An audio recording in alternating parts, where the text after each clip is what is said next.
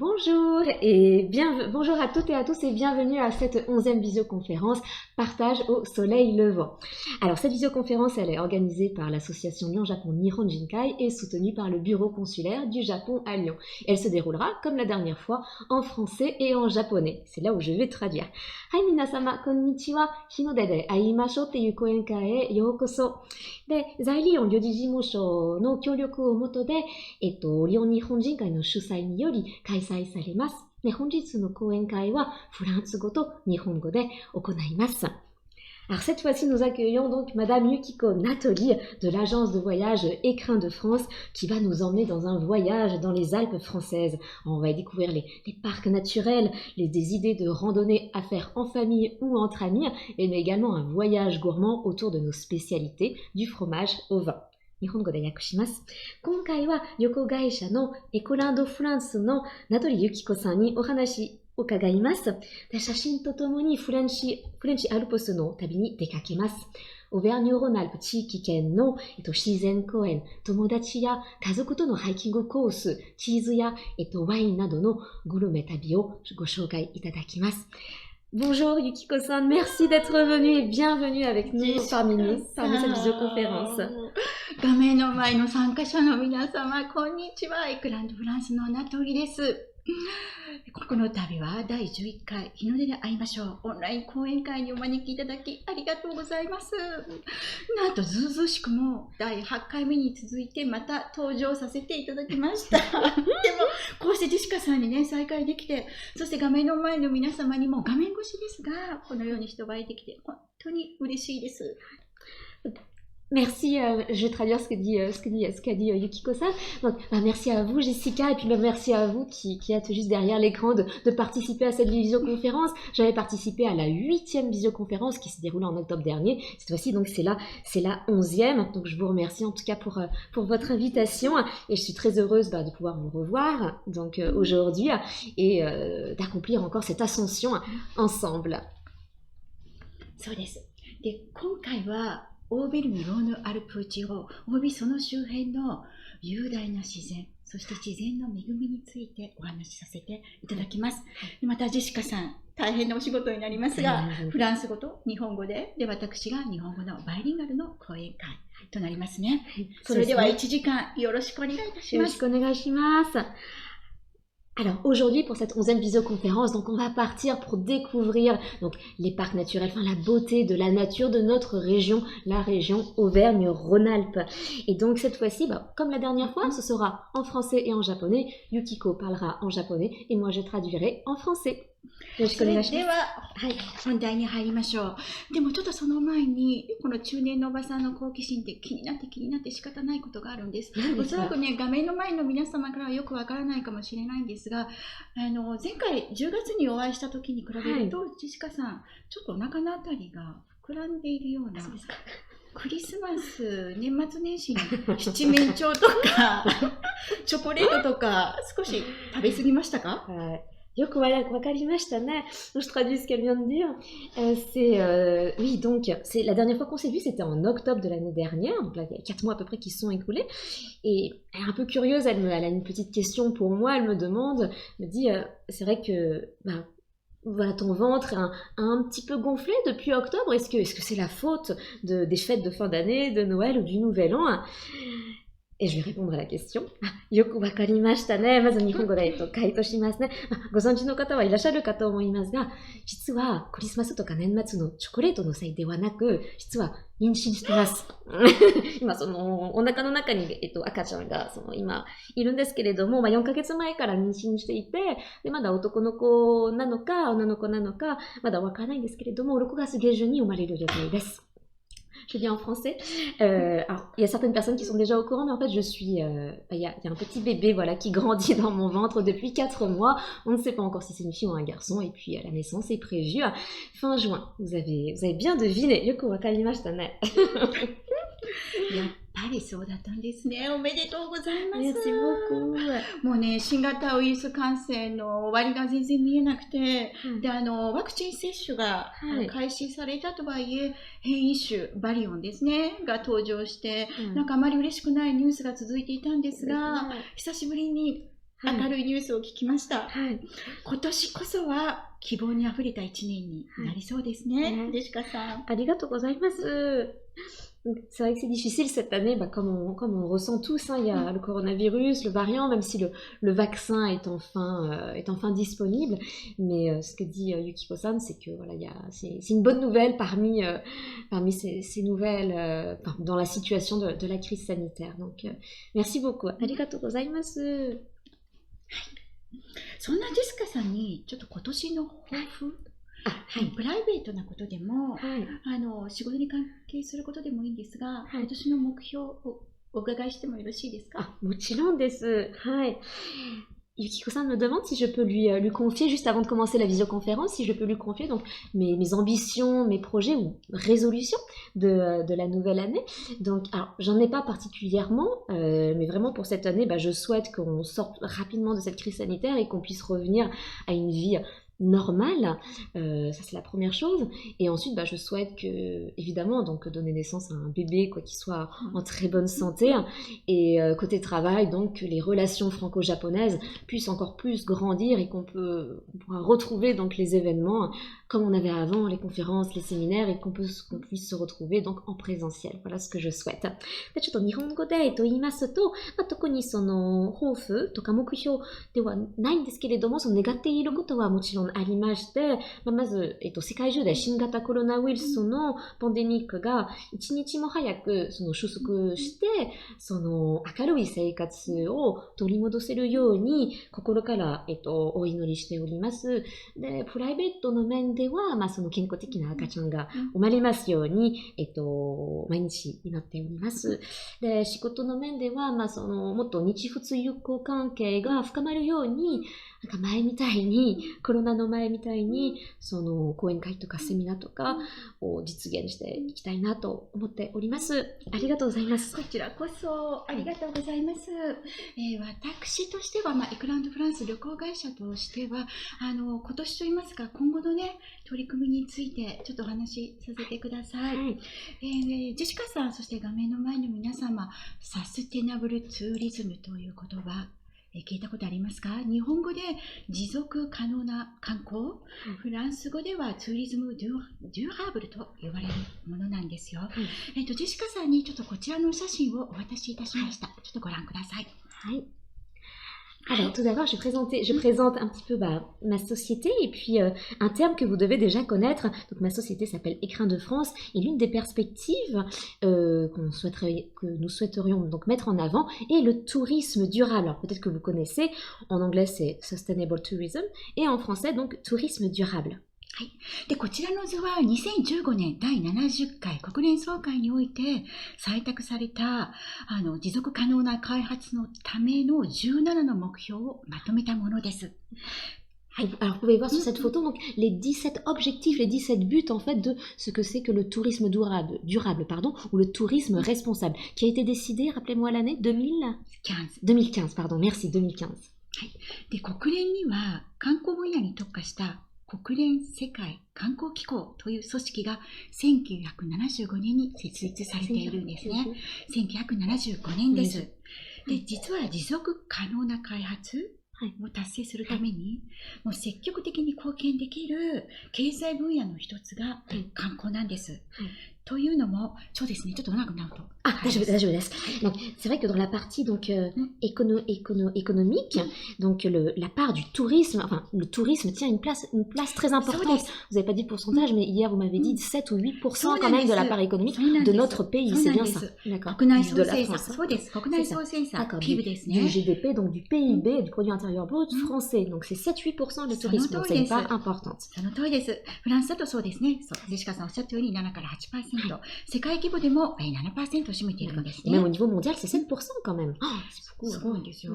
で、皆様もね、感じているかと思うんですが、気候変動、ションジモクリマティックによる自然の災害、カタストロフナチュラルっていうのが増えてますでしょ。で、新型コロナウイルスのパンデミックもありますし、今まさにこのサステナブルツーリズムを実現するために何ができるか。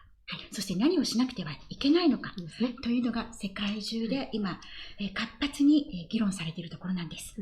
Alors là, comme vous le savez, donc il y a la pandémie, bien entendu, du coronavirus, mais il y a aussi le changement climatique.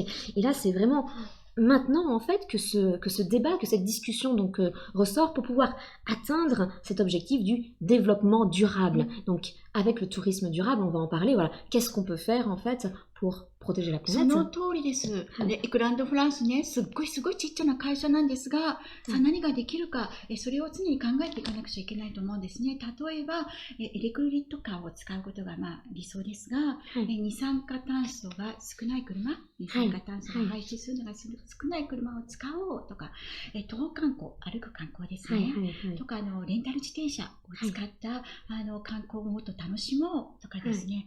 あと、ジェシカさん、地産地消っていう言葉があるんですが、その土地で作られたものをその土地で使う。地産地消。produits locauxですね。そうです。と、あと、有機食材を多く使ったお食事を皆さんに提供しようとかですね。あと、そうですね、ゴミは持ち帰ろう。食品ロスですね。食べ残しをなるべく少なくしよう。とかといった、私たちにできることから始めていきたいと。でちょっと長くなっちゃうんですが、エコツーリズムとかスローツーリズムっていう言葉も今、大変流行ってるんです。そうです。このエコツーリズム、スローツーリズムといったこのね、コンセプトをツアーの中に盛り込んで皆様にご提供できたら、ご案内できたらいいなと考えております。ちょっと長くなって。全然大丈夫です。大丈夫です。Donc, en français, donc, Écrin de France, donc, c'est une petite société, une petite agence de voyage, mais même à notre niveau, voilà, c'est important de pouvoir faire des efforts pour notre planète. Et Yukiko-san a donné donc plusieurs exemples. Quand on fait du tourisme, par exemple, de ne pas utiliser sa voiture ou utiliser une voiture en fait qui a moins d'émissions de gaz à effet de serre. On a parlé donc de plutôt louer un vélo en fait pour faire louer un vélo, ou plutôt privilégier le tourisme à pied. Après, on a parlé des produits locaux, donc plus utiliser ou acheter donc des produits locaux qui sont fabriqués sur place. Voilà, les déchets, de pouvoir, comme on fait beaucoup au Japon, donc de ramener ces déchets chez soi, et les jeter chez soi, éviter le gaspillage. Et le dernier concept très intéressant, c'est l'écotourisme ou le slow tourisme. Ah, donc c'est le tourisme où on profite vraiment, on profite vraiment de la nature, tout en profitant donc des relations humaines et de la communauté locale. その通りです。はい。ということで、今回のテーマ、自然をテーマにしてますが、まさにこのね、サステナブルツーリズムの核となるところなんですね。だから皆様と一緒に、どんなツーリズム、どんな旅行がこの地球のために優しいか、環境に優しいかっていうのを一緒に考えながらね。そうですね。そうですね。旅ができたらいいなと思っております。わかりました。素晴らしい言葉ですね。私も全然知らなかったんですけれども、でもそういう言葉を教えていただきましてありがとうございます。Donc maintenant, ensemble, donc, on peut vraiment réfléchir à la façon de faire du tourisme tout en protégeant notre planète. Voilà, c'était la petite introduction. ということで、早速ですね、本題にあります。急ぎますよ。今日は話すことがたくさんあるんです。では、ジェシカさんにお渡ししましたこちらの写真をご覧ください。Alors, on a beaucoup de choses à dire et à vous présenter, donc des endroits qu'on pourra découvrir à partir du printemps ou de cet été. Et on commence par cette photo. はい。皆様に質問です。チャットが使える方はチャットでお答えください。今、画面に映っている写真の山をご存知でしょうか？ Donc un petit quiz. D'abord, on commence par une question. Alors, sur la photo, quelle est la montagne sur la photo, pardon? はい。1、モンブラン。Est-ce que c'est le Mont Blanc? Choix numéro 1. 2、バールデゼクラン。Choix numéro 2, la barre des écrins. 3、グランドジョラス。Choix numéro 3, Grande Jorasse. Alors, à votre avis, pour ceux qui ont créé un compte, n'hésitez pas à écrire sur le chat. C'était le Mont Blanc. Le Mont Blanc, 1, en 2, la barre des écrins. Ou en 3, les Grandes Jorasses. On a une réponse Mont Blanc. Est-ce que c'est le Mont Blanc? On dit la réponse. さあ、実は答えは2番のワールデゼクランなんです。 C'est la barre des écrins. エ C'était ク le ラン numéro 山 2. にな C'est り pas ま le す Mont-Blanc. 参考までにですね、ちょっとモンブランの写真次用意いたしました。ジェシカさん Et 見 ça, てくださ ça い。 c'est le Mont Blanc. そうです。これ、シェズリ湖っていう湖に映るモンブランなんです。 C'est le lac de はい、シェズ Chézéry. リ、そうです。美しいでしょ。すごい富士山もね、逆さ富士っていう言い方があるんですが、水面に上下に反転して映る富士山が見えるところ、とてもフォトジェニックなスポットとして人気なんですよ。ここもモンブランがね、水面に映ってとても美しいところですね。こちらがモンブランになります。 Il y a aussi un endroit donc au Japon pour le mont Fuji où il y a aussi des lacs et le mont Fuji donc se reflète et, à l'envers en fait. Donc il y a une expression en japonais c'est Saka. 逆さ富士。 Sakasa 富士 Fuji, donc c'est 逆さまになってるんです。 le mont Fuji un peu à l'envers et c'est aussi très beau comme ici donc c'est romantique tout ça. で、次の写真ご覧ください。 Et la prochaine こち photo. らがグランドジョラスになります。 Ça ce sont la photo des grandes Joras. そうです。で、実はね、このグランドジョラス、4208メートルの山なんですよ。 Donc あと、 4200 マッタ mètres. ーホルンという、フランス語だとモン・セフバン Mont っ Cervin. ていう山なんですね。4478メートル。それからもう一つ、アイガーっていう山があるんですよ。3970メートル。そうです。この3つを合わせて、アルプス三大北壁と言います。 Alors il y a trois montagnes, donc les grandes Joras que vous voyez en photo, le mont Cervin qui se trouve en Suisse à Zermatt, donc ce sont des sommets qui font plus de 4000 mètres, et le mont Égée, c'est bien ça, le mont Égée aussi plus de 4000 mètres, et ces trois montagnes forment donc les trois grandes faces nord des Alpes, trois grandes faces nord des Alpes. On a une 次 photo ですね、 ici. 位置関係をね、はい、 C'est こんな ça. 形に位置関係してるんです。 Voilà. 実はこのアルプスの中で最も登頂を登ることが難しいと言われている山なんです。 Alors, on dit que voilà, ce sont les trois montagnes les plus difficiles, les plus compliquées donc à grimper. C'est vrai que le mont Cervin, oui, il est en plus une forme très その通りです。 particulière. そこで実は、世界で初めて女性登山家が成功したんですね。昔になりますが、皆様ご存知でしょうか？ Comment ジェシカさんご存知でしょうか？ Non, moi je ne connaissais pas. Donc c'est une femme qui a pu grimper pour la toute première fois donc dans le monde ces trois montagnes. Ah, pardon. C'était quand? いつでした？そうなんです。実は日本人なんです。 Ah, 今井美智子さんっておっしゃる方なんです。 c'est une 今井さんです。今井先生とお呼びした方が正しいかもしれません。 Alors 医学博士、お医者さんなんです。 c'est une japonaise qui a pu gravir donc ces trois montagnes. Elle s'appelle Madame Imai Michiko. Michiko. Pardon, voilà. Michiko. まず今井先生は1967年にマッターホルンを成功しました。 D'accord, c'était en 1977. 67, pardon, 67, voilà, qu'elle a pu grimper donc le mont ジェシカさんま Cervin. だ生まれてなかったでしょ？まだですちょっと私は生まれてたかもしれない。内緒ね。内緒です。で、1969年にアイガーを成功したんですね。 Et après, voilà, la montagne suivante, donc c'était le mont Égée. モンエジェ、そうです。で、最後に1971年。これが3つ目。最も難しいと言われている。はい。71年最も難しいと言われているグランドジョラス。東半っていうですね、もう上の方がもう6クライムまで上がらなくちゃいけないでしょ。の頂上に登りました。 Donc en 67, elle a grimpé le mont Cervin. En 69, elle a grimpé le mont Égée. Et en 71, donc les grandes Joras qu'on peut voir sur la photo. そうです。さて、皆さんに質問です。ジェシカさんにも。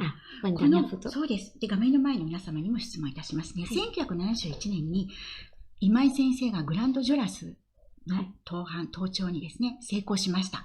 さて、この時、頂上で記念に残ることをされたんです。そうですか。何をしたでしょうか？この3つの中からお答えください。 Alors, une petite question, juste avant de dire les réponses.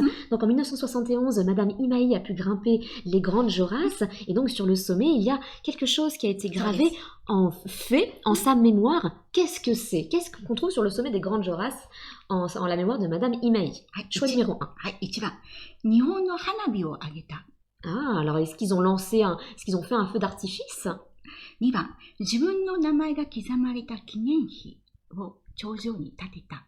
Ah, est-ce qu'ils ont gravé son nom? Ah, est-ce qu'il y a une plaque en fait où est gravé son nom au sommet des grandes Joras? 3番。結婚式を挙げた。Oh. Choix numéro 3, donc il y a une cérémonie de mariage. さて、どれだと思いますか？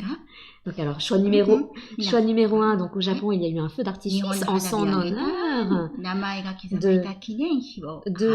Donc il y a une gravure, une 式を挙 plaque. げた。さて、どれでしょうか？ご存知の方いらっしゃいますか？ジェシカさん何だと思いますか？結婚式あげたのかな？そうなんです。あ、そうですか？当たり当たり結婚式を挙げられたんですよ。お相手の方もね、登山家なんですよ。そうです。サーバー結婚式です。素敵なお話でしょ？ On a la même réponse que Monsieur Takizawa. Merci beaucoup. そうです。素晴らしい。素晴らしいです。で、ジェシカさんもアルプスの山頂で結婚式いかがですか？もちろん結婚。ね、低い山だったら私も参列します。本当ですか？高い山だったらズームで参列します。じゃあ皆さんがその生きる山をちょっと選んでみます。はい。C'est fabuleux. Alors, on continue avec les montagnes. On en est. はい。そうです。どこに行きましょうか？次に行きましょうか。ということで、まずそうです。エクランの話に戻ります。で、なぜエクランを最初にご紹介させていただいたかと言いますとですね、エクランドフランス。バーデスエクラン。実はこのエクラン、綴りが一緒なんです。そしてね、エクランドフランスを開業したときに、一番最初に日本の旅行会社様から連絡が来て、そして、エクラン山の専門なんですかと尋ねられたんです。これがご縁で、その日本の旅行会社様とずっとお付き合いがあるんですね。そうですか。ですから私にとってエクラン山って、その福の神、ディユード・ボンダー、福の神になるんですよ。素晴らしいです。ですので、このね、エクラン、そうです。山からお話しさせていただきます。わかりました。C'est merveilleux ce qu'elle vient de me raconter. C'est donc le nom de sa société, c'est Écrin de France. Et la première fois, donc elle a fondé sa société Écrin de France. Et donc une personne, donc un japonais, une japonaise, donc a pris contact avec Yukiko-san. Il lui a demandé est-ce que vous êtes spécialisé donc dans la montagne ou l'alpinisme, dans les écrins? Elle a fait non, pas du tout, non. Voilà, je suis une agence de voyage, mais pas du tout spécialisée dans l'alpinisme. Mais Écrin de France, c'est bien l'écrin où on met les bijoux, c'est bien ça en fait. C'était ça, ouais. Et en fait, ce japonais, même aujourd'hui encore, Yukiko-san a toujours contact donc, avec cette personne qui l'a contactée en croyant qu'elle était spécialisée dans la montagne. そうなんです。それでも本当にハイキングコースとかお手配させていただいております。ぴったりですね、今日の講演会のテーマと。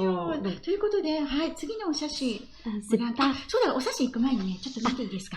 もう一度、実はね、今日これからお話しするテーマを皆様にご紹介いたしますね。エクラン国立公園。Le parc national des écrins. で、頑張って、バオワーズ国立公園。Le parc national de la Vanoise. 頑張って、シャルトルーズ地方自然公園のお話をします。Parc national, parc régional régional de la Chartreuse. あと、オーベルニュ火山地方自然公園。この4つをお話できたらいいなと思います。ちょっと頑張りましょうね。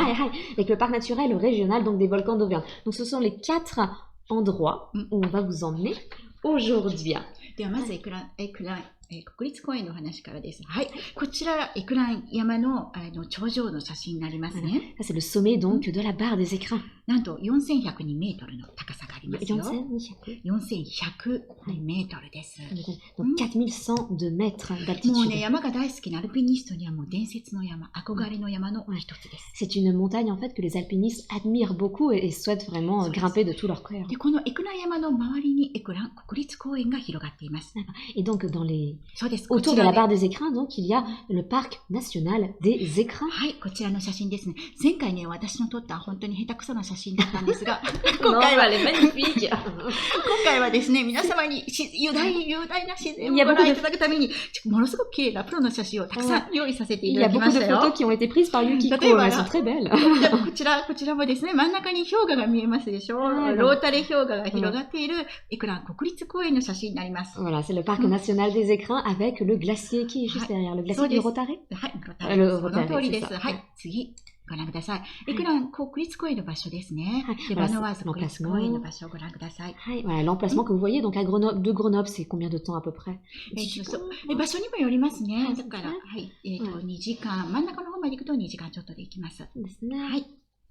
で、次がですね、はい、 Ah, こちらが、 notre carte. はい、国立公園のマップになります。 Voilà. で、実はフランスには11の国立公園があります。 Oh, d'accord. 11もあるんです。 La carte du parc national des écrins, et en France, il y en a 11 parcs nationaux en France au で total. そうです。で、56の地方公園があります。 D'accord. Et les parcs régionaux, il y en a 56. で、このエクラン国立公園は1973年に指定されました。 D'accord. Et donc le parc national des écrins, il a été décidé, il a été fondé en 1963. そうです。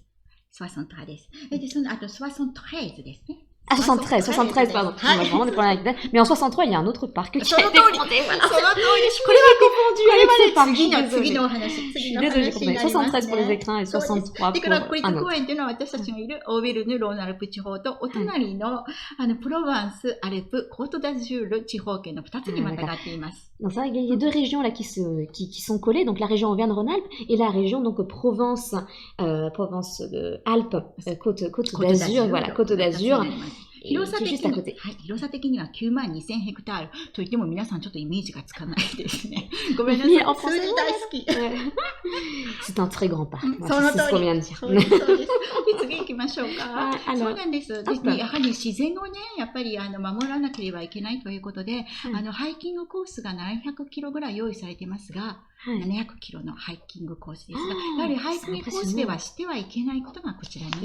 Donc là, les parcours de randonnée dans le parc national des écrins, c'est 700 km de parcours. Et là, comme vous pouvez le voir sur la photo, donc ce sont les règles à respecter, les choses à faire ou à ne pas faire. でもちろん700キロのコースが用意されていまして、ものすごくいろんな種類があります。で、実はちょっと次の写真ご覧いただけますか？ Ah, excusez-moi. いいです。Voilà, c'est celle-là. もう今はですね、アプリが用意されていまして、はい、このランドエクランというアプリをダウンロードいたしますと、はい、あらゆる情報がこの中に入っております。 C'est magnifique. Donc là, c'est une toute nouvelle application que ça nous présente. Donc l'application pour la rando des écrins.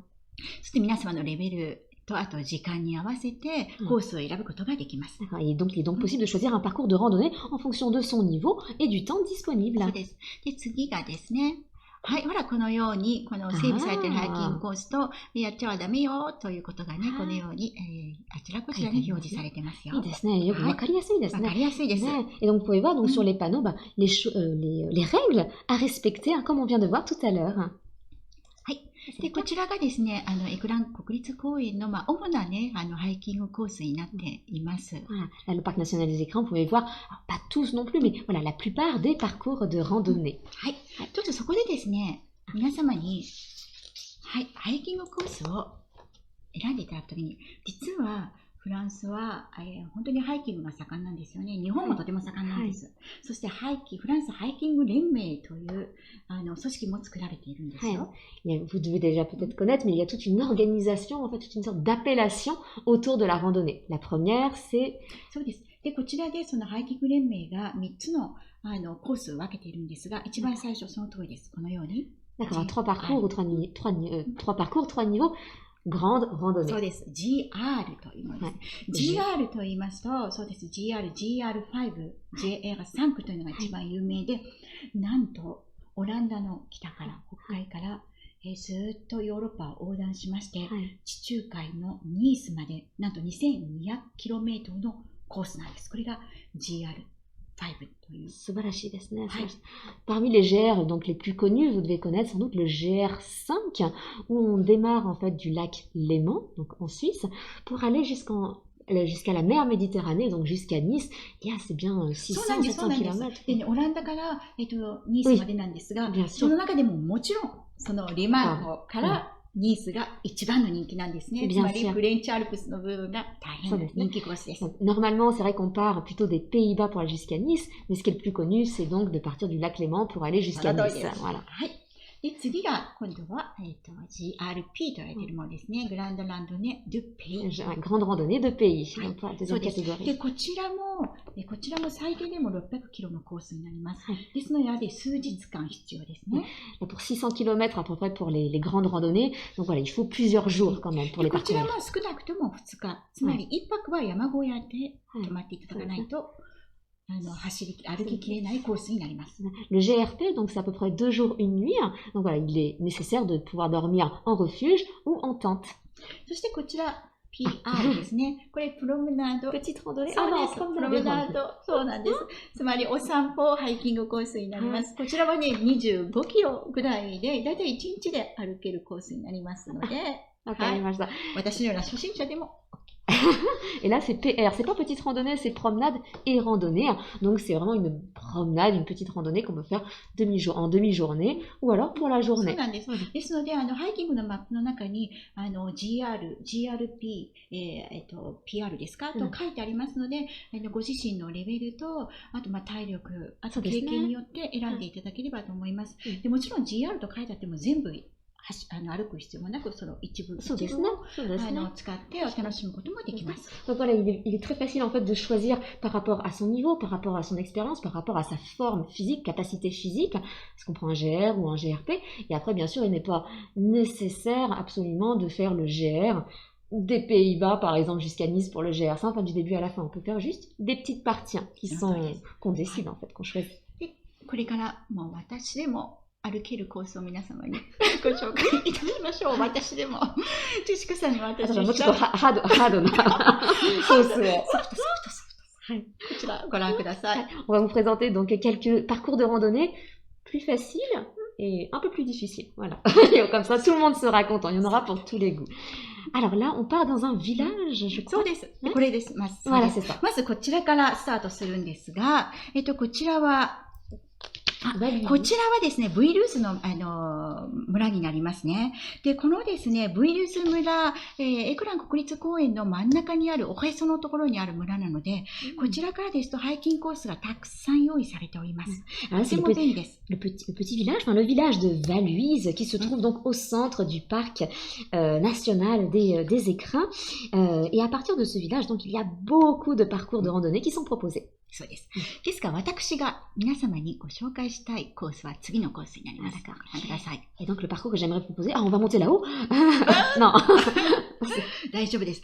こちらの山ご存知ですか？フランスの方大好きですよ。Est-ce que vous connaissez cette montagne? À votre avis, quelle est cette montagne? こちらはですね、ラ・メイジュという山になります。C'est la Meige, la Meige. もちろんです。このラ・メイジュ山に登ろうというのではなく、このラ・メイジュ山を満喫できる。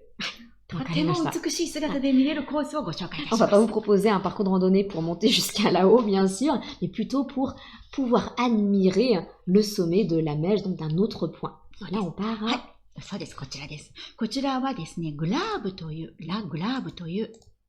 この次ですね。はい。グラーブ村になります。グラーブ村はグルノーブルから車で1時間30分のところにある、高さがね、1450メートルのところにある村なんです。Alors là, à partir de Grenoble, donc c'est 1 heure en voiture, on arrive donc dans le village de La Grave, qui est à une altitude de 1450 mètres à peu près. で、こちらはフランスの最も美しい村に登録されてるんですよ。Donc La Grave fait partie donc des plus beaux villages de France. で、オフピストのね、スキーヤーにとても人気の村なんですが、夏はですね、本当に涼しみにここに、訪ねていただけるとぴったりの村になります。ここからスタートいたします。Donc, en hiver, donc, ce village est très connu pour faire du hors-piste, et en été, donc, il est très connu pour faire de belles randonnées. Donc, on démarre d'ici. Voilà, ça c'est le point de départ. ではこちらからですね、頑張って5キロの道のりを歩きます。そうするとこのポンテコという山の中にある美しい湖に到着いたします。5 km après avoir marché donc du village, on arrive donc au lac du Pontet. もしお子様連れとかね、ちょっと足腰がそんなに強くないという方はここまで実は車でも来ることができます。Et donc si après, ça dépend voilà, de votre forme en fait, mais il est également possible d'aller au lac du Pontet en voiture car il y a un parking. はい。で、こちらからはもう頑張って登りましょう。3キロほどの山道を1時間弱ぐらい頑張って登ると、ものすごい素晴らしいご褒美が待っております。Oh, c'est la photo suivante, je crois. Voilà. Et quand on marche, donc à partir de ce point, quand on marche encore quelques kilomètres, donc un petit peu moins d'1 heure, on arrive donc à ce point de vue qui est magnifique et qui s'appelle... はい、レギオンという山の頂上になります。2096メートルの高さです。C'est le sommet de l'Aiguillon. 2000メートル級ですね。Et donc on arrive à peu près 2000 mètres d'altitude. そしてこの頂上にこのようにベンチが置いてありまして、このベンチに座ると目の前にラメージュの山が広がっているんです。素晴らしいです。そうです。Et donc, comme vous pouvez le voir, donc, il y a ce petit banc. Je ne sais pas s'il y en a beaucoup. Ce petit banc, voilà, qui est au sommet de l'Aiguillon pour pouvoir admirer la montagne qu'on vous a montré tout à l'heure, la Meige. Voilà, ça on vous montre ici. Oh, magnifique. 素晴らしいでしょ。素晴らしいですね。はい。で、次はこちらが、はい、こんな形になります。ラグラーブ・ポンテコ・レギオンの頂上の位置関係わかりますでしょ。そうすると目の前にラメージがボーンと広がってるんですよ。そしてそれをベンチに座って、ご覧いただく、ちょっとね、ワイングラスなんかでね、ちょっと乾杯しながら、ね、ロマンチックにお過ごしいただけるかなと。はい。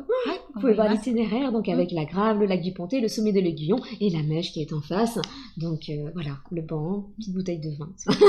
あとラグラーブからですわね、ロープウェイが出てまして、ラメージまでは行かないんですが、すぐラメージの隣の高い3000級の山まで、はい、連れてってくれます。Donc alors de l'autre côté, vers la Meige, il y a également un funiculaire, un petit peu comme l'aiguille du Midi, donc à Chamonix, où on peut grimper donc à 3900 mètres quand même, et admirer également la Meige. Donc ça, c'est une autre partie. はい、voilà. はい、次行きましょう。はい、こちらの峠、皆様ご存知でしょうか。ガリビエ峠と言います。はい、皆様聞いたことありますか？ Est-ce que vous connaissez? Donc là, c'est la photo du col du Galibier. はい、ラグラブ村から、30分ぐらい車でね、到着するところなんですが、もちろん自転車レースのツール・ド・フランスのアルプス越えステージで必ずと言っていいほど登場するところなんです。そうですか。Donc le col du Galibier est très connu et très populaire pour le Tour de France, bien entendu. そうです。もうサイクリストの憧れなんですが、この峠の前にグランドガリビエという山があるんですが、その頂上をご覧いただきましょう。はい。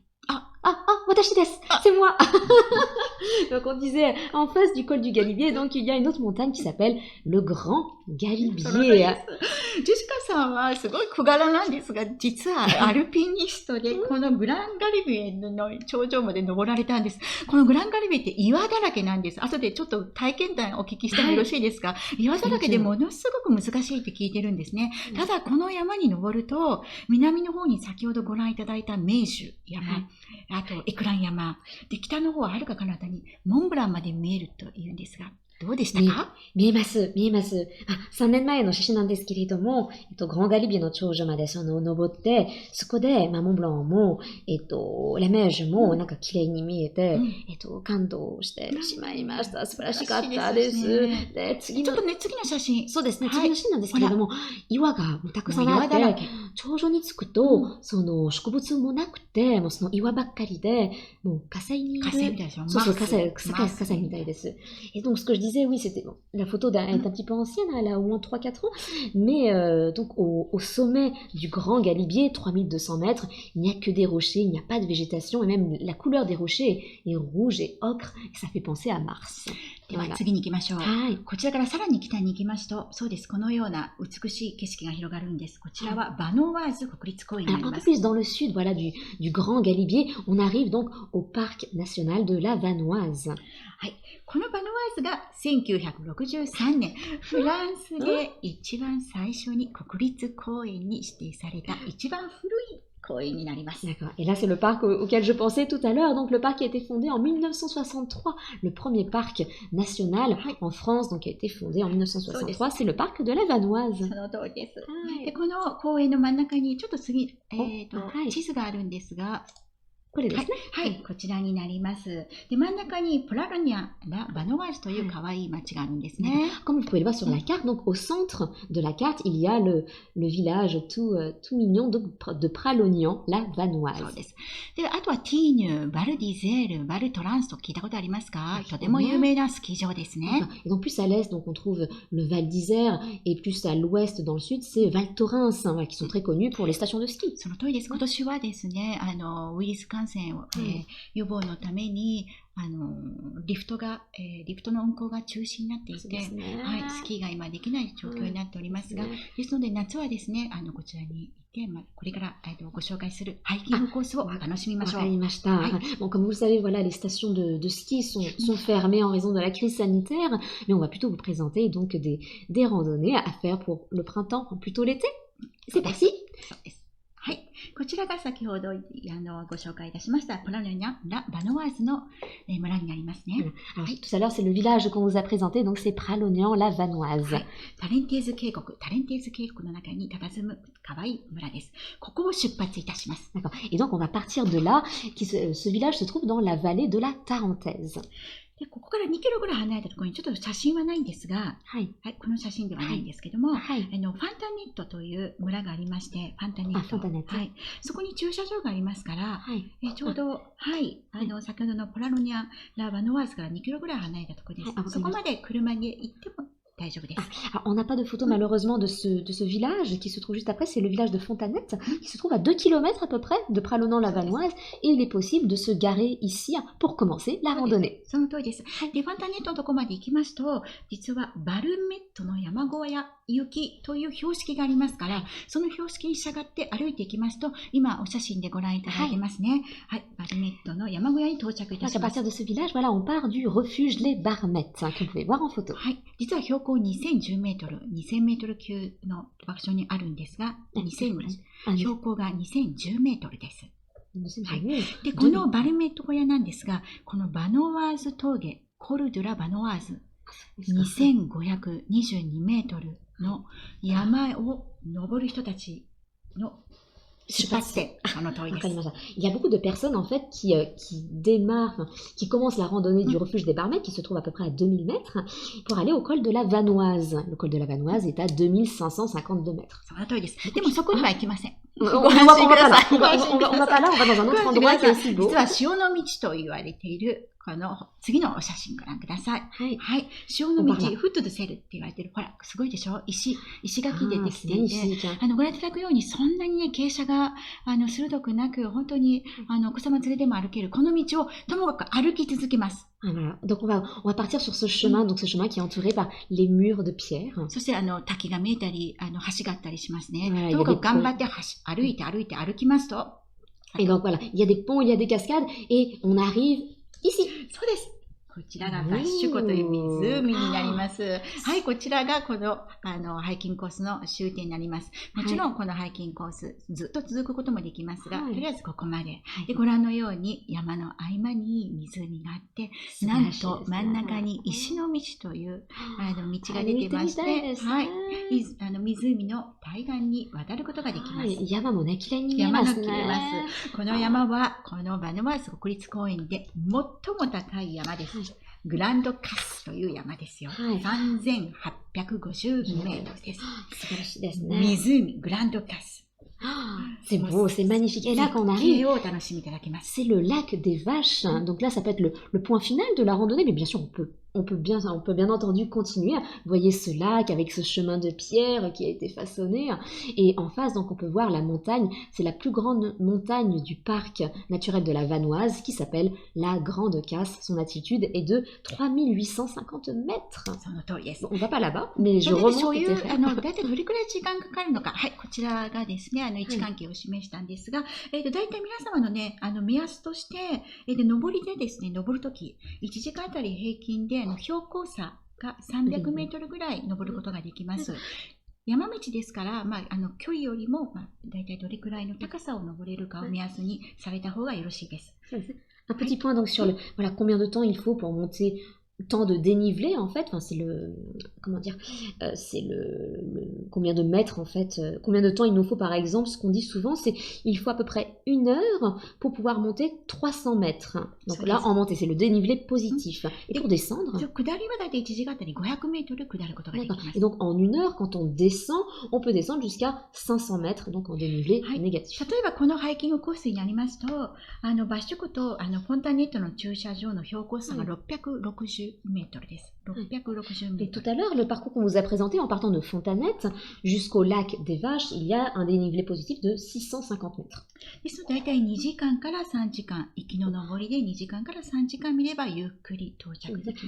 En montée, voilà, on recommande souvent 2-3 heures en fonction des personnes. 1日でできますね。 1時間で1日でできます。 Et dans la descente, 1h30 à peu près 2h, donc on peut faire cette randonnée très facilement dans la journée. でバノワーズ国立公園といえば、もう本当に動物がたくさんいるんですよ。そうですね。哺乳動物だけで75種類、鳥で言えば230種類以上あります。植物はなんと1800種類もあります。ちょっと一気に喋ってしまいましたね。ジェシカさんごめんなさい。この筋はまだ大丈夫です。Et à la campagne de la Vanoise, évidemment, il y a aussi beaucoup d'animaux et de fleurs, de végétation. Donc en fleurs, à peu près 1800 types de fleurs, mammifères, donc 250 espèces, et les oiseaux, c'est impressionnant, 230 espèces. 230種類も言えないですね。これマモットいますね。Les marmottes, on a... そうで、アルパインアイベックス、そうです。で、次が高山植物といえばエーデルワイスですね。Voilà, et quand on parle évidemment de fleurs de montagne, on pense à Edelweiss. で、次がホタル袋という本当に可愛らしいカンパニュラとも言われている可愛らしいお花があります。このような花をね、眺めながらゆっくりハイキング、ね、したいですね。La dernière fleur, donc c'est un nom très très mignon en japonais, c'est Hotaru Bukuro, donc Hotaru la luciole et Bukuro donc le sac, la poche en fait, donc ce serait la poche de la luciole. Nous en français c'est campanule, du genre campanula, et donc voilà, c'est une fleur qu'on peut trouver dans le parc de la Vanoise. さあ続きますよ。急ぎましょう。はい。なんと美しい、これイタリアとの国境、オートモリエンヌにあるボンヌバルシュルアルクという、とても可愛い村になります。Voilà, il y a un autre village qu'on vous recommande en Haute-Maurienne, c'est le village de Bonneval-sur-Arc. それでこちらもフランスの最も美しい村に指定されています。ね、夏はね、綺麗でしょ。で、ここを拠点にですね、1時間ぐらい歩きますと、次のエコー集落という集落まで行きます。ここまでね、片道1時間の本当に簡単なハイキングといいますか、散歩を楽しむことができます。Donc là, Bonneval-sur-Arc fait aussi partie des plus beaux villages de France. Et en faisant une petite randonnée d'environ 1 heure, pas trop compliquée, on arrive au village de l'Écho. そうですね。ボンバルシュルアルクの村なんですが、こちらではですね、チーズ屋さんがあったり、シャルキュトリーがあったり、で、300人しか住んでいないんですが、夏はハイキングを楽しむ方、冬はスキーを楽しむ観光客で大変にぎわいます。Ah, çaですか。Il n'y a que 300, la population est de juste 300 personnes dans ce village. Alors, on trouve plusieurs fromagers et en hiver, voilà, c'est très populaire pour le ski et l'été, donc pour les randonnées. で、こちらに来ましたら、ぜひ、ボーフォールチーズ。私も大好きな。なんといっても、ノバス国立公園といえば、もう、ボーフォールチーズの産地なんですが、ボーフォールチーズを楽しみ、そしてもう一つ、実はあまり知られていないんですが、ブルード・ボンヌバルシュル・アルクという、この村の名前がついたブルーチーズも、こちらであるんですよ。ぜひ、ぜひ、お試しください。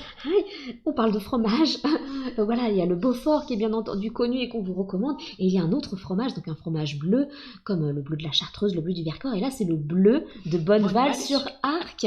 Donc c'est très très rare, c'est le village qu'on vous a présenté tout à l'heure, le bleu de Bonneval-sur-Arc. Et je voulais dire quelque chose. Ah oui, il y a aussi une personne japonaise qui fait du Beaufort vers Annecy. そうなんですよね。そうなんですよね。なんか主の近くにも日本人の方もチーズ、ボフォールチーズを作っていらっしゃるんですよね。ボフォールチーズはチーズのプリンスと言われている。もう非常にそうです。もちろんもう本当にそうです。サヴォアが誇るチーズになります。はい。じゃあさて、次行きましょうか。別のところに行きましょうか。次のところに移りましょう。次はですね、シャルトリューズに行きます。で、こちらがシャルトゥルーズの位置関係なんですが、シャルトゥルーズはグルーノーブルとシャンベリーの間に広がっている公園になります。On part vers un autre parc, le parc naturel régional de la Chartreuse, entre Grenoble et Chambéry. ですので、リヨンとエクラン国立公園の間にありますね。非常に行きやすいところになりますよ。Donc le parc de la Chartreuse se trouve entre Lyon et le parc national des écrins. C'est 1 heure à peu près de Lyon. そうですね。で、こちらのやはり人気のスポットといえば、はい、次の写真。これですね。そうです。こちらが三メム谷の滝なんです。この滝、もうね、本当に気持ちがね、そうです。涼しみます。皆様、そう、お子様とね、でもカップルでももちろん、ご夫婦でも、はい、まだ簡単ですよね。行くのがとても簡単です。Le premier endroit qu'on vous recommande, c'est les cascades du cirque de Saint-Mème de la Chartreuse. Donc c'est une promenade qui n'est pas trop compliquée. On peut y aller en famille, avec les enfants ou avec notre compagnon aussi. Et en été, je pense qu'il fait très Oui, très frais そ là-bas. の通りです。 Ouais. です。あるいはシャンマルソンの山に登っていただくのもよろしいかもしれません。はいこちらもそんなに難しくないんですね。途中まで車で行けます。でシャンマルソンの山の頂上こんな形になってるんですよ。次ご覧いただきましょうか。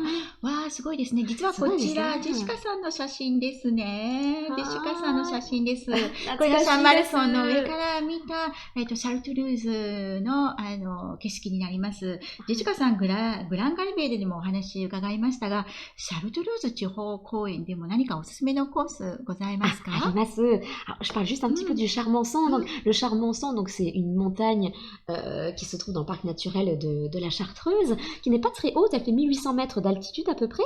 Et juste avant, donc à 1600 mètres, 200 mètres plus bas, il y a un refuge. Donc, c'est une auberge, pardon, l'auberge du Charmançon. Donc, très facile de garer la voiture, de monter jusqu'au sommet. Et il faut un peu moins d'1 heure pour monter jusqu'au sommet, de redescendre et de profiter d'un bon chocolat chaud ou d'une bonne tarte aux myrtilles. Ça donne faim tout ça. で、Chartreuseの、おすすめのコースを、ちょっと紹介させていただきたいと思ってるんですけれども、まず私が、好きなハイキングコースは、シャムショード。シャムショードですね。シャムショーって言うんですか？シャムショーっていう山なんですけれども、シャトル、シャトルーズ山脈の中で一番高い、山になっています。で、標高が、2082メートルなんですけれども、まあ、車を止めてから森の中に入って、そして植物がだんだん少なくなってきて、岩がたくさんあって、で、最後に、素晴らしい頂上に着きます。だから私はその日にラッキーだったんですけれども、そうですね。雲が広がっていて、雲の上に、到着しますね。そうですね。遠くにはすごい氷河が見えます。モンブランも見えますよ。ね。Et ce que je disais, voilà, l'un des parcours que je conseille, donc c'est Chamchaude, le sommet de Chamchaude, qui est la plus haute montagne de la Chartreuse, 2082 mètres d'altitude. On peut garer la voiture donc pas très loin, il y a à peu près 2-3 heures de montée.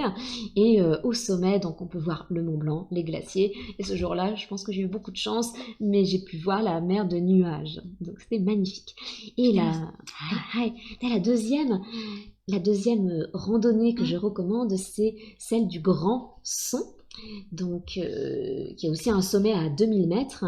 On peut y planter donc sa tente en fait en haut du sommet et profiter du ciel étoilé. Et en redescendant, on arrive devant le monastère de la Chartreuse. 祖父元にシャルトゥルーズ大修道院があります。写真ご覧ください。これですね。その前です。ちょっともう一つ前。いいですか？はい、これです。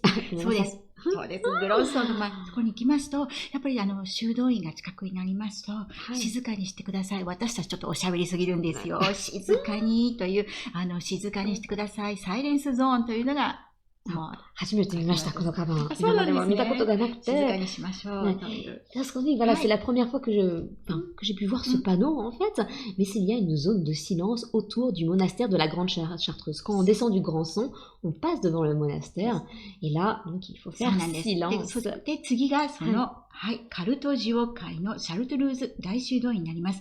残念ながら、後ろとかにすごい山が広がっていますでしょ。グランソンの山のふもとにあるんですが、残念ながら中は見学できません。Donc voilà, le monastère de la Chartreuse, malheureusement, on ne peut pas rentrer, on ne peut pas le visiter, mais on peut voir derrière le Grand Son et d'autres montagnes. なぜなら30人のね、修道僧が今でも静寂、静けさの中、瞑想、メディタションですね。そして祈り。この3つに捧げる生活を送っております。Il y a à peu près 30 moines qui vivent dans le monastère de la Chartreuse et qui font de la méditation, de la prière. Et le silence. Et le silence, bien sûr. その近くにですね、実はこの修道院の博物館があります。こちらに行きますと、修道院の生活、1日の生活、1年の生活リズムというのが、全部学ぶことができます。また修道院の歴史も学ぶことができます。Donc juste à côté, on retrouve le musée de la Grande Chartreuse, où on peut donc apprendre beaucoup sur la vie des moines au sein du monastère de la Chartreuse sur une journée, sur un an. そうです。で、この博物館からちょっと30分ぐらい離れたところにボアロンという、町があるんですね。グルノーブのすぐ隣の町になりますが、このボアロンに、実は皆様こちらの名前の方がシャルトゥルーズのリキュールの方が皆様ご存知じゃないでしょうか。そうなんです。130種類の薬草から作られるシャルトゥルーズというリキュールがかつてはここで作られておりました。On parle de la Chartreuse, mais on parlait des montagnes au début, mais vous connaissez certainement la liqueur donc, qui est faite à Voiron. Donc Voiron à 30 minutes à peu près en voiture du monastère de la Chartreuse. Et à Voiron, donc on trouve les caves de la Chartreuse. Dans ces caves, donc, la Chartreuse est fabriquée. ね、なんと、3人の修道僧だけがこのレシピを知ってるんです。Et on dit qu'il n'y a que 3 moines au monde qui connaissent la recette de la Chartreuse. こちらのセラーに行きますと、テイスティングもできますよ。D'accord. Et on peut même goûter à la Chartreuse avec modération もちろんです。 dans les caves de la Chartreuse. はい。では次が、はい。次がね、サボアワインの前にもう一つ、ちょっとお話ししてもよろしいですか。グルノーブルとね、シャンベリーの間にシャルトルースがあって、ちょうど良い機会なので、実はグルノーブル、シャンベリーもとても大きな町なんですよ。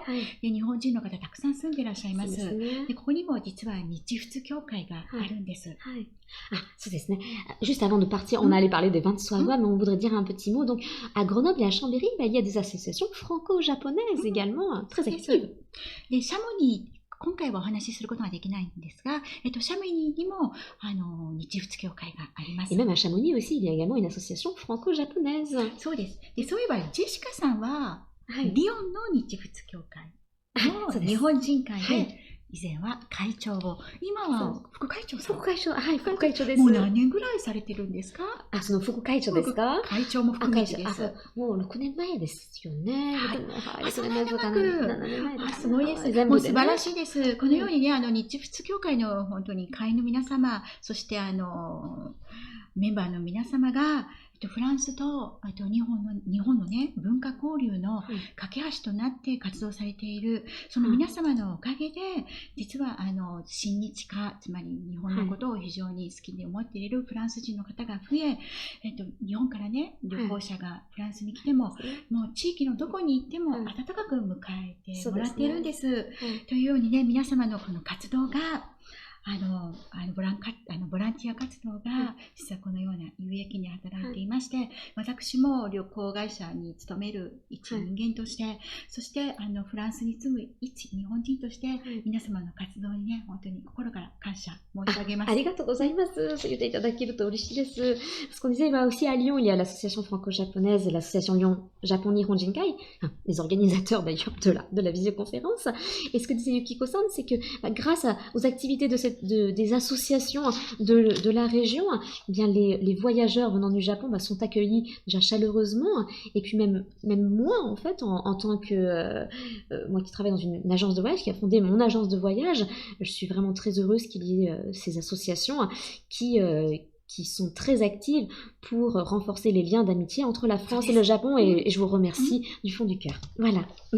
ではさあ行きましょう。次に行きますね。先ほどちらっとご覧いただきました。そうです。サボアワインを作っている写真です。こちら、サボアワインのブドウ畑になります。Les vins de Savoie. On va parler un petit peu des vins de Savoie. Donc là, vous voyez les vignes des vins de Savoie. そうです。で、こちらなんです。実はサボアワインというのは、レマン湖の近くで、シャンベリーの北のブルジェ湖、それからサボア渓谷全般ですね。あと、ローヌ川の流域。こちらのところにブドウ畑が広がっているんですが。Donc le vin de Savoie est fait dans plusieurs domaines, je dirais. Voilà, autour du lac Léman, le lac Bourget, la vallée du Rhône et la vallée de Savoie. La vallée du Rhône aussi. Pardon. そしてもちろん斜面にブドウが植えられて、そして太陽の光をいっぱい浴びて、そしてフレンチアルプスから流れ込んでくる強い風に耐えながら、美味しいブドウができています。Donc les particularités du vin de Savoie, donc il faut un terrain ensoleillé. Bien sûr, les vignes sont entourées par les Alpes françaises, et il y a également ce vent fort qui souffle aussi sur les vignes. で、3つほどね、有名なサボアワインがありまして、1つがセイセルと呼ばれているもの、聞いたことございますか、皆さん。Alors il y a 3 types de vin de Savoie, le Seyssel,次がクレピーですね。Crépi ensuite, le deuxième. 3つ目がバンドサボア。Et le vin de Savoie. その中にはクリューもあります。Et il y a aussi, dans ces 3 vins, donc il y a aussi les vins crus. そうです。ブドウのね、使われている品種としましては、白がアルテス、ジャケラ、ルサン、シャルドネが主なブドウの品種になります。大丈夫ですか？ Beaucoup de cépages. Alors, l'Altesse, le Jacquère, le Roussanne, Chardonnay. 赤ですとガメ、モンドゥーズ、ピノノワが有名ですね。Et pour le vin rouge, donc c'est le Gamay, la Mondeuse ou le Pinot Noir.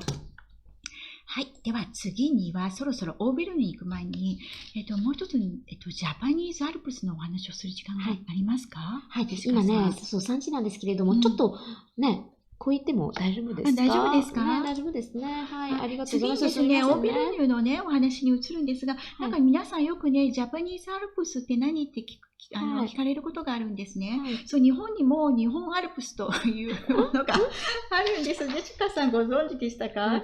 Juste avant de parler juste avant de parler de l'autre sujet, donc de partir en Auvergne, pardon, on aimerait parler un petit peu des Alpes japonaises. 実はですね、19世紀だから1800年代の後半になるんですが、実はこの飛騨山脈っていうのが日本のね、背骨にあたる真ん中あたりからすごく広がっている山脈があるんですが、その飛騨山脈を調査しね、調べに来たイギリス人の方がですね、その旅行記、自分の日記にですね、この山は素晴らしいと、もうヨーロッパのアルプスに匹敵する日本のアルプスだって書いたのが始まりなんです。Ah,そうですか。Alors tout a commencé, donc l'histoire de, on n'a pas de photo, mais l'histoire déjà des Alpes japonaises a commencé donc au 19e siècle, donc à peu près 1850, 1880, où c'est un missionnaire anglais en fait. それがね、その後に、その後ね、後なんです。最初にイギリス人がね、une personne, donc un anglais plutôt, qui est allé dans le massif donc de Hida au Japon et qui a écrit dans son carnet de voyage le mot de Alpes japonaises. で、そうなんです。で、その後ですね、Et après, そうです。ウォルター・ウェストンさん。まあ、名前はあれなんですが、そうなんです。宣教師。こちらもイギリスの方なんですね。Et après, donc encore une personne de nationalité anglaise, donc Monsieur Walter Winston. そうです。C'est lui le missionnaire. ミッショネなんですね。その方もすごい山が登るのが好きで、で、この日本アルプスを登って、そしてこの方が世界にですね、日本アルプスは素晴らしいと広めてくださった。Et donc c'est cette personne, après ce missionnaire anglais, donc une autre personne qui aimait beaucoup la montagne, elle a grimpé, elle a gravi les Alpes japonaises et lors de ses voyages donc autour du monde, cette personne disait les Alpes japonaises, c'est magnifique. これで世界にね、日本アルプスという名前が広がったんですが、この方本当マッターホルンとか登っちゃうぐらいのすごい宣教師さんなんですが、すごいアルピニストだったんですよ。Donc voilà, après c'est à partir vraiment de là, de ces deux histoires, que le nom des Alpes japonaises a pu se répandre donc autour du monde. そうです。だから日本ですと、日本に住んでいると日本アルプスとは言わないんですね。アルプスになるんですが、3つの部分に分けてまして、北アルプス、中央アルプス、南アルプス。でもこちらはあくまでも呼び名なんです。正式な名称は北アルプスは飛騨山脈、中央アルプスは木曽山脈、南アルプスは赤石山脈。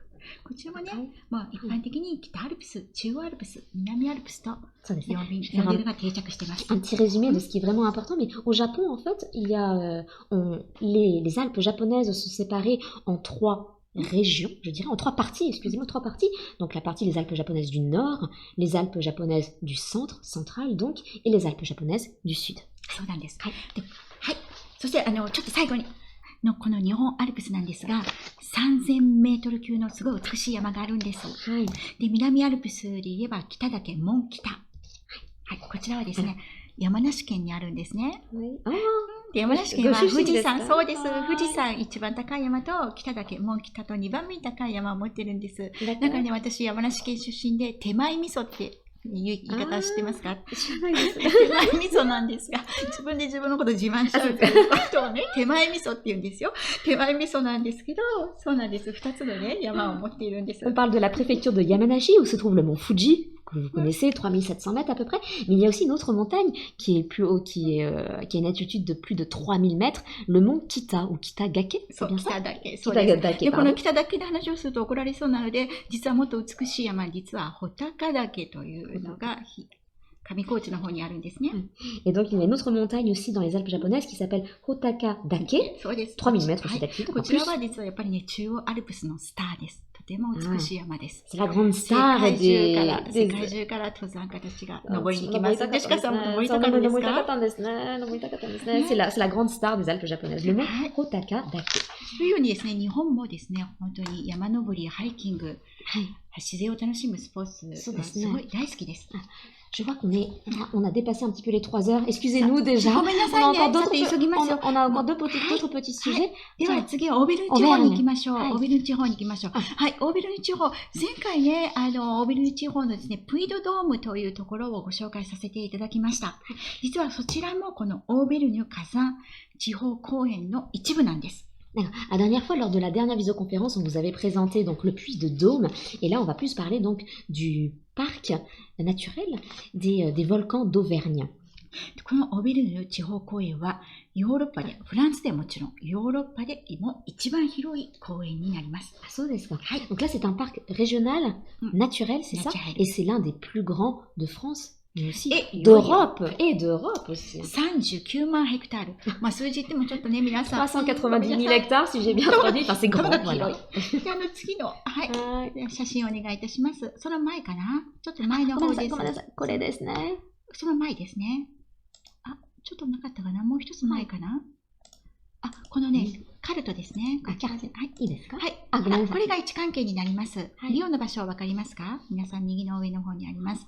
ローベル地方には3つのこのような地方公園がありまして、で一番東側にこのオーベルンの地方公園があります。C'est les 3 parcs naturels régionaux et donc nous on est sur celui qui est le plus à gauche. で、プイドドーム、前回お話ししたのが一番北になります。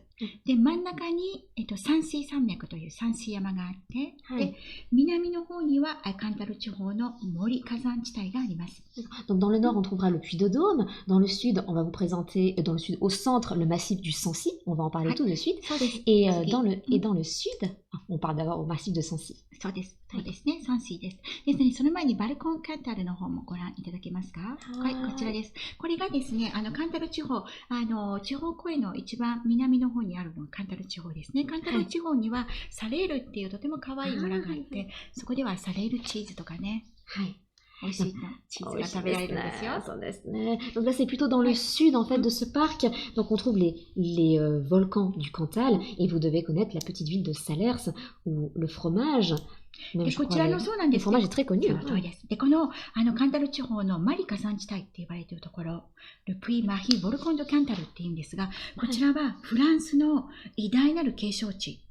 グランドシティ・ド・フランスに指定されているんです。D'accord. Et là, voilà, on parle des grands sites de France. Donc, dans le sud, là, les volcans du Cantal, se trouvent dans l'un des grands sites de France. Les grands sites de France, il y en a combien? フランス政府が認証するんです。全部で20あって、オーベルヌ地方で3つあり、そのうちの1つがカンタル地方にあります。わかりました。Les grands sites de France, il y en a 20. En France, donc 3 en Auvergne et 1 dans le Cantal. その通りです。はい。では急いで、ごめんなさいね。三市の山に行きましょう。そうです。こちらで結構です。で、三市の山にはですね、このように実はロープウェイで登ることができるんです。三市山、なんと1886メートルあります。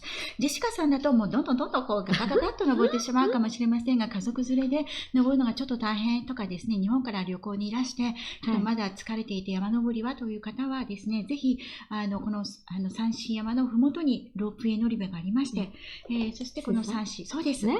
で登っていただきますと、ここのロープウェイの乗り場に来まして、ここからは10分間歩きます。Ah, donc pour atteindre la montagne du Sancy, enfin, dans le massif du Sancy, donc il y a le funiculaire, le téléphérique qu'on peut voir, et puis on monte assez haut quand même, et après à partir de là on peut marcher une dizaine de minutes. 頂上まで10分です。550メートルで数えてください。数えますと860歩で到着します。さあ皆様次ぜひ挑戦してみてください。Vous avez pu voir, voilà, il y a des escaliers aussi, donc à partir du funiculaire, il faut marcher un peu, et puis il y a des marches d'escalier, 870, tant que ça.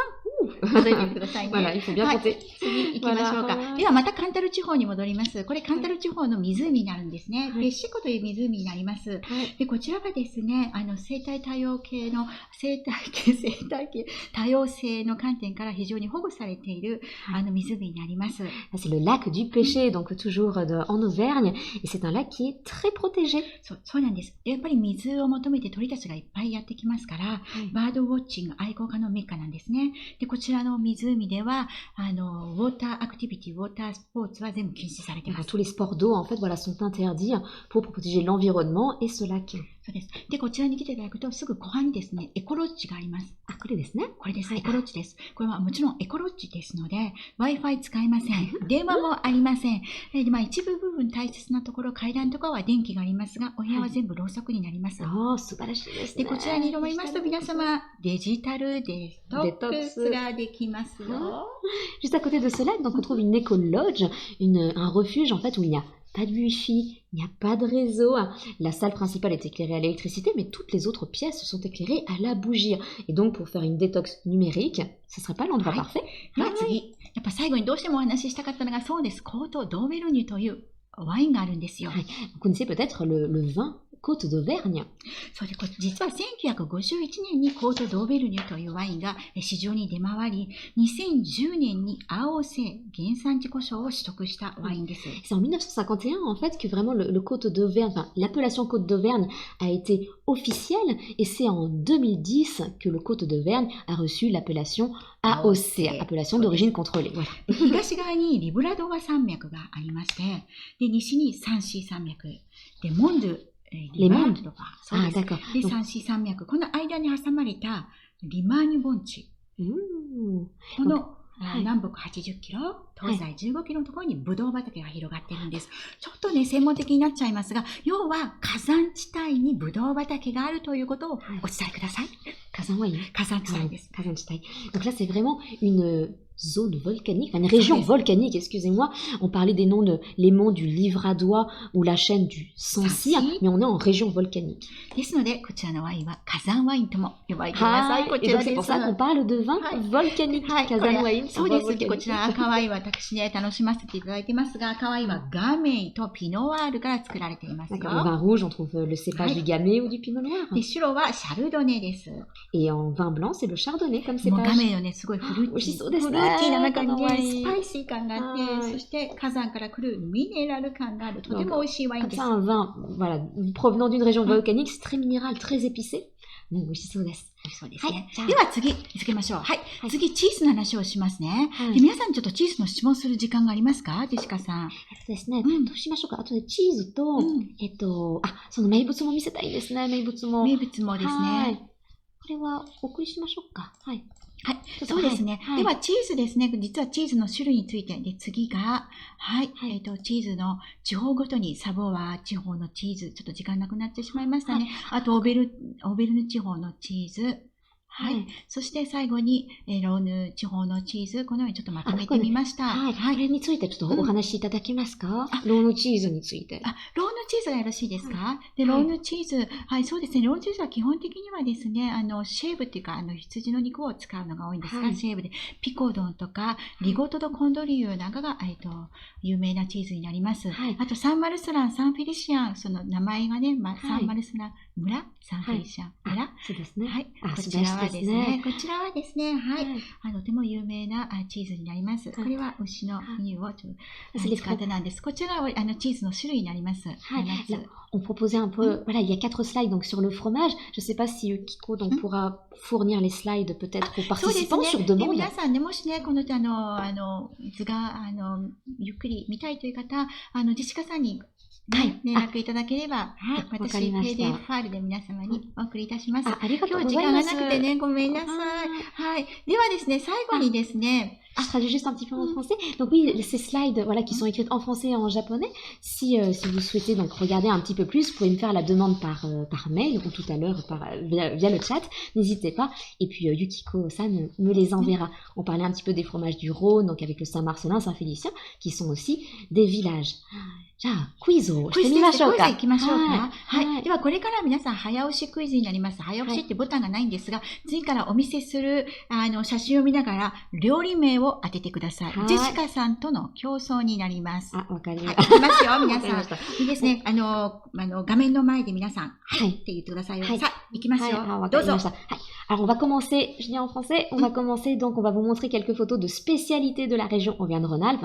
Donc, n'hésitez pas à dire à voix haute ou à écrire sur le chat, voilà, ce que vous voyez en spécialité. Moi aussi, je vais y réfléchir. Alors, première photo, hop. Là, c'est facile, ça. La fondue. 簡単ですね。これチーズフォンデュです。C'est la fondue, ça. 次は何でしょう？La prochaine, c'est Ah, ça, c'est encore これも簡単です facile. ね。 C'est タ encore ル facile. ティフレット C'est でしょ。 tartiflette. 白すぎる Ah, はい、次は何でしょう？皆さん見たことありま c'est す plus か？ difficile. Mais je sais ce que c'est. Ah, 何ですか？はい、日本語で。こちらね、こちら、ほら、下の方に、なんかちっちゃい四角い正方形があるじゃないですか。これ、クローゼと呼ばれる正方形の形をしたそば粉でできたパスタなんです。Oh, ce sont des pâtes qui sont faites avec こ de ち la らも farine そうです。 de サバ状 sarrasin. の、そう Farine で de す。 sarrasin. Et donc, on appelle ça des crozets. こちらもこの Mmh, 地方 oui, の、 c'est はい、名 ça. 産になります。次、オベル地方に移りましょうか。 D'accord, là, c'est une spécialité d'Auvergne. Ah, ça, je sais. はい。 Ça, je sais, je sais. C'est l'aligot. そう、アリゴです。で、マッシュポテトにトムフレッシュチーズをこう混ぜた、マッシュポテトになります D'accord. ね。 Des patates et du fromage. Mmh. 次が何でしょうか。 Ah, ah, qu'est-ce que... Ah, je pense... Ah, c'est le chou d'Auvergne. そうなんです。 C'est ça？ オベル地方もね、このようにソーセージと、あとキャベツの煮込みがとても、美味し有名な、そうです。料理になりますね。はい。次が、はい。こちらのサラダ、ちょっとちっちゃいつぶつぶのね、豆があるんですが、わかり C'est ま une すか？ salade de lentilles. そうなんです。 あーレンズ豆というんですね。これを美味しそうですレンズ豆、火を通す前は緑色なんです。で、火を通すとこのような赤色になるんですね。はいで、どうしてレンズ豆っていうかというと、このレンズ豆、本当にレンズ、ちょっと湾曲したレンズあそうですの形が似てるからなんです。で、フランス語ってコンタクトレンズのことをロンティーユって言うんですよ。笑っちゃうでしょ。みんなロンティーユになっちゃうんですね。そうです。みんなレンズの形してるんです。はい。 Oui, on parlait des lentilles pour les yeux et puis les lentilles aussi à manger. En fait, c'est Ouais, parce ça que ça a m'intéresse. la Ouais. même forme. はい、これが次なんでしょうか。 Ah, はい。 ah, ça, je pense savoir. La truffade. そうなんです。こちらもそうです。ポテトと、トムのチーズを、混ぜて、そしてオーブンで焼いたものですね。もう3時なのでお休みの時間ですけれども、まあ今晩食べたいですね。生ハムとかシャルキュトリと一緒に召し上がってください。で、次はちょっとリヨン料理に行きますよ。実はこれから、この写真もそうです。次からは、先に言っときます。私の写真なのでちょっとわかりづらいかもしれないです。ごめんなさいね。私が作った写真ではなくて、私がレストランで食べた写真です。ちなみに私、正直でしょ？ Yukiko précise en fait voilà que ce n'est pas elle qui a fait la cuisine juste hier soir pour la conférence d'aujourd'hui. C'est au restaurant. Voilà, ce sont des photos qu'ils ont prises au restaurant dans des bouchons lyonnais. その通りです。ありがとうございます。はい、これは何でしょうか、皆様。はい。Qu'est-ce que c'est? Ah, je sais plus, j'ai oublié. そうです。名前ね。そう、名前。はい、名前なんで。C'est pas salade de lentilles? そうです。ソーセージが温かいんです。Oui, oui, saucisson. C'est pas le saucisson chaud? あ、c'est ça! Ah, oui, c'est vrai, c'est そうです。これにまた、レンズ豆を添えているんですね。これも、そう、文章によって変わります。はい、こちらは何でしょうか？なんかわかりづらいですね。そうなんです。鶏肉ですね。鶏肉なんです。で、森豊のクリーム煮ですね。こちらも、はい、部署によって、ちょっと形、プレゼンテーション違いますが、嬉し鶏のクリーム煮、フリカッセというね。フリカッセde volaille,ね、素晴らしい。言い方もありますね。フリカッセde volaille avec des morilles, je pense, en champignons. 美味しそうです。そうですよ。美味しいです。こちら。ごめんなさいね。こちらもですね、レストランによって、非常にプレゼンテーションの仕方が異なりますので、わかりづらいです。あえて、なんじゃいっていうのを選ばせていただきました。クネルでしょ？クネルです。そう、はんぺんクネル。はんぺんクネルです。こちらね、レストラン、私の大好きなレストランで、レストラン名を言うのはちょっと控えさせていただきますが、本当に美味しいです。で、こちらはちょっとクネルをオーブンで焼いて、その上からソースをかけるので、ちょっとグラタンになっている感じはちょっとわかりづらいんですが、非常に美味しいクネルです。Ah, c'est une quenelle, voilà. Alors, à la forme est un peu spéciale, mais ça vient d'un restaurant. On peut pas dire le nom, mais ça vient d'un restaurant lyonnais. Voilà. Un bon bouchon lyonnais. Ça a l'air très très bon. はい、次ですね。さて、これは何でしょう？ Je sais pas si sont briochés. こちらはですね。そうです。でもね、もしかしたらね、リヨン料理多分召し上がったことがないことかもしれません。この真ん中にドンとあるのが、これがリヨン風ソーセージになりますね。このリヨン風ソーセージをブリオッシュの生地で包んで、そしてオーブンで焼いたのが、そうです。リヨンソーセージのブリオッシュ包み。こちらをサラダで、で、こちらをですね、なんと、リヨンでは前菜で食べるんですよね。Ah, alors ça, c'est vraiment une entrée. Enfin, vous devez connaître, je pense. Vraiment l'entrée. Donc le saucisson chaud et puis la brioche. c'est juste l'entrée, hein, parce qu'après il y a le plat principal, le plat de résistance qui arrive. Et ça, c'est une autre entrée aussi. はい、こちらもですね、とても有名なんですが、本当に日本の方もご存知のサラダなんです。こちらもね、お店によって、レストランによってプレゼンテーションの仕方が違いますが、真ん中になんか白くボンとかね、っていうのが。なんかポシェが出てきますね。その通りです。でla salade lyonnaise, その通りです。サラダは。で、これは何でしょう。ちょっとわかりづらい。わかりづらい。絶対ね、わかりづらい。リヨンに住んでらっしゃる方はわかります。リヨンに住んでる方はわかるんですが、そうです。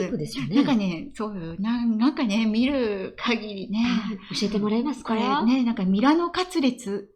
エスカラミラナで言ってるんですけどね。違います。タビエド・サプールっていうんですよ。牛の第二の胃袋。蜂の巣っていうんですね、日本語ではね。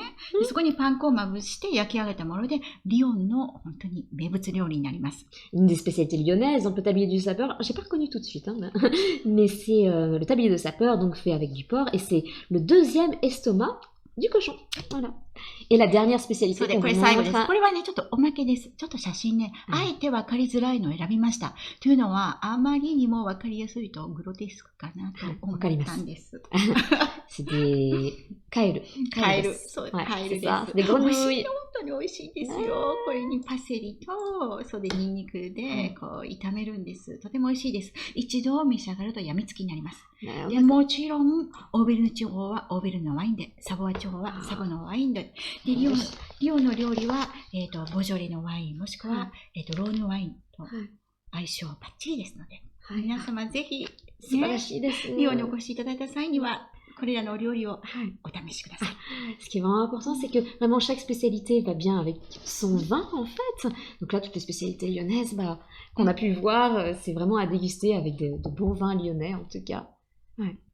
美味しそうですね。お腹が空きますね。空きましたか？そう、空きました。ありがとうございます。こちらこそ、写真を用意していただいて。本当になんか、ベラベラと、ダラダラとお話ししてしまって申し訳ございません。皆様楽しんでいただけましたでしょうか？何かね、ご質問がありましたら、ジェシカさんの方にお送りください。私から。はい。ありがとうございます。質問に。Merci beaucoup. En tout cas, j'espère que vous avez vraiment apprécié le contenu de cette visioconférence. Est-ce qu'il restait des questions? Je pense qu'on a répondu aux questions des Alpes. Le vin, on en a parlé. À toi. Ah oui, est-ce que les Japonais aiment... 何でしたっけ？2つ目の質問覚えてます？ですので、そうです。先ほど申し上げましたように、日本アルプスがあるように、アルプスという名前はですね、日本人にとってとても馴染みのある名前なんですが、やはり本場のアルプスを見たいということで、ヨーロッパに、フランスに行きたいと願っている日本人の方たくさんいます。でこの日本、フレンチアルプスをめがけた旅というのは日本人の方にも大変人気になります。で、日本の方もですね、日本人もスキーとかハイキングとか大好きで、この自然がたくさんあるフランスにですね、必ずしもそのユーバンツーリズムってよく言うんですが、街だけではなくて、このように自然を楽しみにフランスに来たいという日本人の方々たくさんいらっしゃいますよ。わかりました。C'était une question de Jérémy, si je me souviens bien. Est-ce que les Japonais donc apprécient les Alpes françaises, en fait, toutes les activités autour des Alpes en France, donc le ski, la randonnée, etc. Et Yukiko-san vient de me confirmer que oui, bien entendu, les Japonais apprécient tout ce qui est autour de la nature en France, que ce soit le ski, tous les sports d'hiver, la randonnée. Et il y a beaucoup de Japonais donc, qui souhaitent venir en France pour découvrir toute la beauté des Alpes françaises. ですので、私たちが今住んでいるこのオーベルン・ローヌ・アルプ地方はこのように自然に恵まれた地方であり、あと美しい村があり、そして美しい町があり、リヨン、グルノーブル、シャンベリ、シャムニー、クレルモン・フェラー、もう数え上げたらキリがないがたくさんあり、だから皆様ね、今フランスに住んでいらっしゃる方も旅していただき、で今日本からフランスに来ることはできませんが、いつかまたウイルスがいなくなってしまったら、そうですね、またその時にぜひね、フランスにお越しいただき、私たちのこのオーベルン・ローヌ・アルプ地方に来ていただいて、自然を満喫していただき、チーズを食べて、で伝統料理を食べて、ワインを飲んで、伝統料理を食べて、帰りも食べて、皆さんと一緒に楽しめたらいいですね。Le dernier message de Yukiko qui est vraiment très beau, c'est de dans notre région, donc on y trouve une nature vraiment magnifique, on y trouve des villages, de très beaux villages aussi, les plus beaux villages de France, donc il y en a 22 je crois, dans notre région, c'est beaucoup. Il y a aussi de très belles villes, Grenoble, Chambéry, Lyon et Chamonix et j'en passe. Et bien, après il y a toutes ces spécialités locales là, dont on vous a un petit peu parlé, hein. Donc que ce soit le vin, voilà, les spécialités lyonnaises, les grenouilles, etc. Donc dès que la crise sanitaire sera finie, on serait très heureux de pouvoir vous accueillir ici dans notre région, de faire du tourisme ensemble, de faire du voyage et de goûter vraiment les spécialités locales. Les grenouilles, le tablier de sapeur, la fondue, etc. Ouais, les quenelles aussi. そうですね、今回もね、本当にオンライン講演会でこうやって画面越しになりますが、いつか皆様と本当にね、対面でお会いできる日を楽しみにしております。On a vraiment hâte, on est vraiment impatients en tout cas de tous vous rencontrer. Si vous souhaitez donc nous poser d'autres questions, donc autant sur le chat, parce qu'on les voit toujours, ou même après par mail, n'hésitez pas. Kiko-san se fera un plaisir d'y répondre et je vous remercie beaucoup en tout cas encore une fois pour la 11e visioconférence. 本当にお会いできて本当に嬉しかったです。で、皆様もお付き合いいただき、ちょっと長くなってしまいましたが、お付き合いいただきありがとうございます。ありがとうございました。Donc à très bientôt en tout cas. Prenez soin de vous. その通りです。皆様お体ご自愛くださいませ。Merci beaucoup. では皆さんにバイバイかな。はい、ありがとうございます。さようなら。